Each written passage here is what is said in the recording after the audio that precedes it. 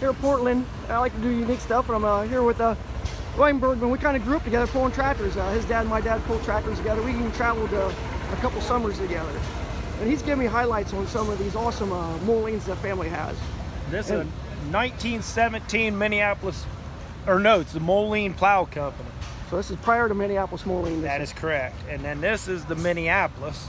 So this is the combination of, we got Minneapolis here. This is called a cross motor. The motor sits sideways in it. Okay, yep. And how many cylinders we got there? 2? 4. Well, there's 4. Okay, There's 2 pipes, 4 cylinders. Yep. Yeah, I can kind of see the wires on the top. Yep. So, and what year was this guy right here? Around the 27, we're thinking. 27. Here. Wow, Might be 1927. older yet. So yeah. And they've got a little bit of rubber on the tires. That's pretty neat. Still got a little bit of the original rubber. Actually come out of Spencerville, Ohio. They said it run a sawmill up there. And they used to drive it through the parade. Probably 2 of the sexiest tractors ever built. These Minneapolis Molines. Dwayne's gonna tell me a little bit about them. This is an R with a cab. It was an option, the cab was. Yeah, cab you see there, pretty obvious. And then this is a UDLX. Here, check it. This has got the grill, the headlights like a car. I can see somebody cruising this around back in the day. Advertised as a tractor you could farm with and then take her to church in the weekend. Yeah, you hear that? You can farm with this and take it to church on the weekend. So it doesn't probably have much room for groceries until you put them in a trailer. They did an awesome job restoring this. And another nice thing at Bergman's, show you a little detail. You'll see this on a lot of their equipment. That's a pretty nice little detail. I think that goes back to some of the tractor pulling days. Came with a factory. He's gonna show me inside. Factory radio. Oh wow. Heater. Even a clock in the mirror. You see back the in fan up 1938. The only year they ever built them. That's a speedometer. Correct. So, what year they? 1938, and they're supposedly go 38 mile an hour. Wow. You drop it, you eliminate all your rear end or transmission, and you could go direct then. So yeah, it's kind of like it's tractor car combination here. Correct. You fold You can this see down. the bows in the top, just like your old cars from back in that time, and like the police cars even. We've got our spotlight. Correct. So just incredible, nice detail on these old Molines. And there's the man over there, the legend Milt, talking to some of the gentlemen. Great tractor puller, great person. So, and what else do we have to look at this fine collection? Bergman's also have this interesting looking Uni-tractor here. And it's a baler, a tractor, and they've got a nice description here. It had like 5 different options to go with it. You change the head. Okay, you just change the head and it does corn Windrower, picking, yeah, and it does grain, and it does silage, and it does the windrows as well. So yeah, that's really incredible that they keep these pieces of history going. Everybody appreciates the Bergmans for keeping this history alive, because it takes a lot of space and time to maintain and keep all this stuff. So I'll walk around the side here so you can see the Bale Master Uni-baler, Uni-tractor. Look at that. It's just so much going on, and it's all mechanical. There's no wires, there's no computer chips on this thing. This thing is all mechanical. You definitely have to watch your fingers when this thing's running. But that's great. All the engineering in this. Minneapolis Moline was such a leader in agriculture back in the day. A lot of people know Moline made tractors, but not very many people know they made rollers. Check the way they made this roller out. We got kind of a tractor back here and a roller up front. It's got a pivot in the center. It's actually got like the leaf springs right there for a little bit of suspension. It's got a big pivot right here. It's got a steering slave cylinder on the other side. It actually had a vibrator, ran off the PTO. Ah, so this one would actually vibrate just like any of the big rollers that you see. And you can still see the big cylinder for steering. And of course the road use tires, they aren't farm tractor tires. And Moline just didn't make tractors and that here, but they also made bulldozers. A lot of people didn't know that. And Bergman's have one. They have a little bit of everything. I gotta give them a lot of credit. And we'll slip past this 1952 Z, nice looking Moline. But another one they made, and if you're a tractor pulling, they had scales. And Minneapolis Moline actually made scales. Of course, you could use them for weighing grain or anything else on the farm. You can read it on this side. We'll slip around the other side so we can read it better.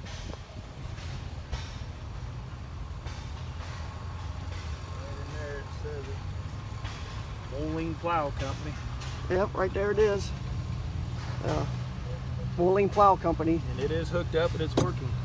And the scale is operational. We got a little picture from back in the day. There's an old C-cab truck sitting on one. This is a kind of unique unit also. It's called a Tumble Bug.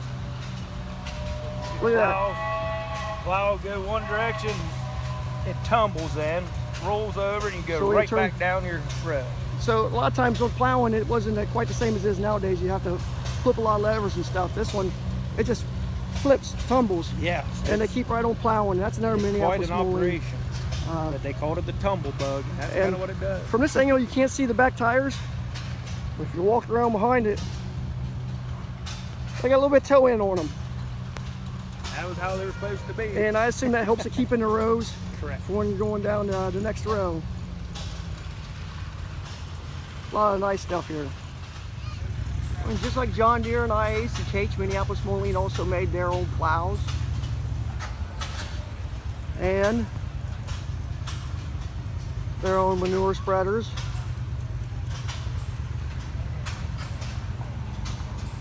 That was a older spreader there. We're coming over here. And here's a little bit newer style.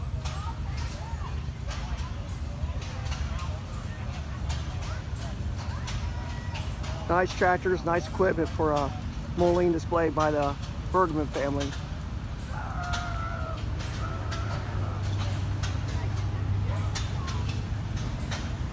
And again, there we go. Bergman family bought a nice collection of Portland. They've got this old Olds 1919 3/4 ton truck. Really cool. And it's pulling this Moline, this Minneapolis Moline, 1970 Moline Universal. That's Moline's one of the first few tractor things. It's actually a plow tractor. And then this is a Minneapolis, just before they combined. Then we've got Twin City Minneapolis Molines.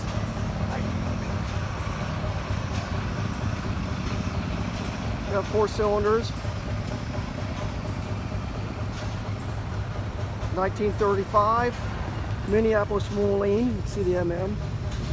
It said back up just a little bit to 1934. You can see Twin City tractor, Minneapolis steel manufacturer. And then we just move ahead a few more years. 1935, actually just 1 year. And we're seeing the Minneapolis Moline Twin City. So this is just a little progression that the Bergman family has set up. And they have a killer light from service and sales at their display.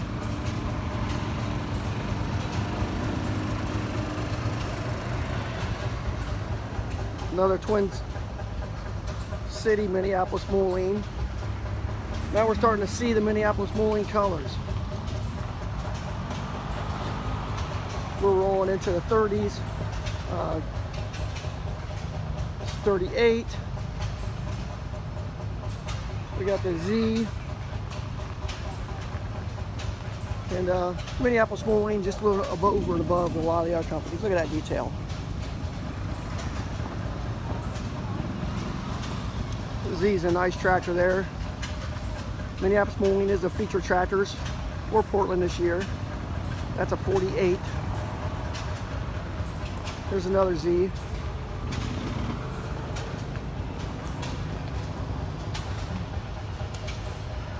A couple of the big old G series back there behind me. Really nice tractors. We got a ZB.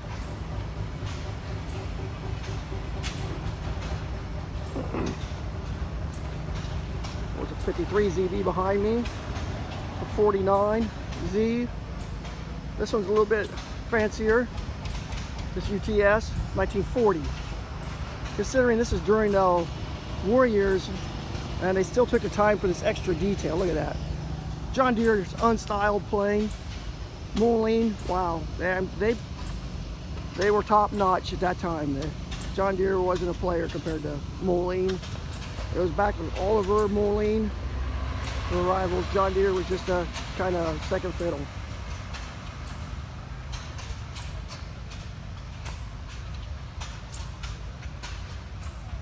.335, so we're getting into a number series tractors.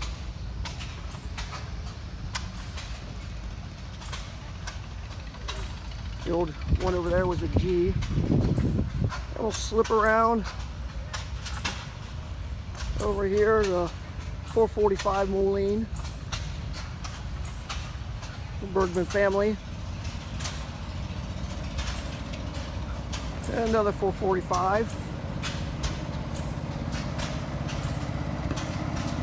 1957, 58.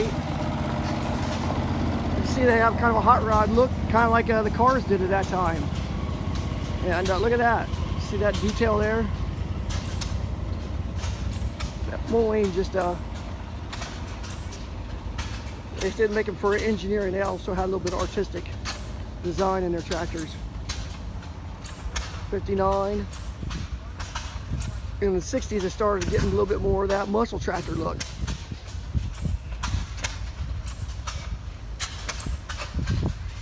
And we got diesels. Moline was famous for their diesels. You can see the injector lines from here down the side.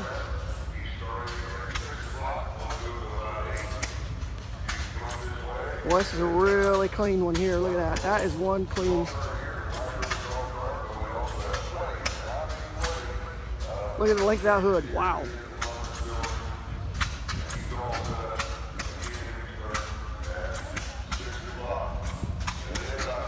And then look at the Jetstar here. Look at the design. It's got like a little hood scoop right there. Sharp looking tractor. Jetstar 2.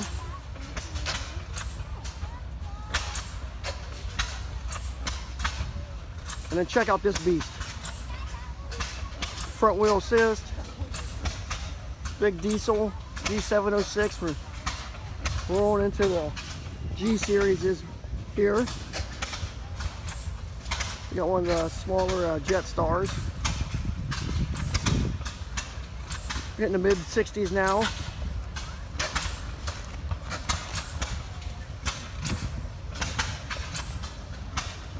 We're starting to see tractors I'm a little more familiar with.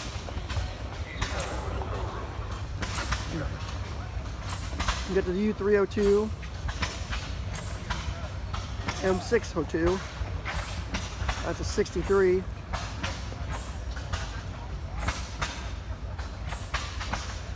Another Jetstar. We've got a G900 diesel. Kind of a mid-sized tractor. It's not as big as like this. You got a G9 or G1000. We're getting bigger now. Look at how long that is. That's going to be a big tractor. And we down here, the guys have kind of the cream of the crop for. Look at that G1000 Vista. Got the cab on it. Minneapolis Moline cab. One of the early cab tractors. There was a lot of luxury back in the day. It was 1960s still, 69. Different cab version of the G1000. And we got another front wheel assist tractor. Check that out, that G1000. I don't know how many of those are out there. That is a really unique tractor.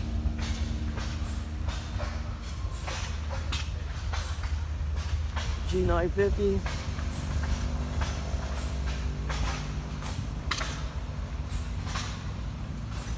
G1050. Let's call it a 1050. Got a couple of them. Really clean.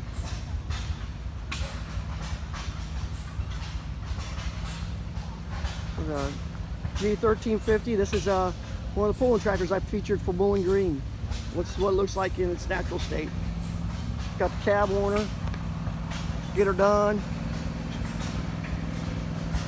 and the big boy articulating four-wheel drive A4T 1600 Minneapolis Moline. Pretty dang cool. That is a beast. For 1971, that was the tractor to have.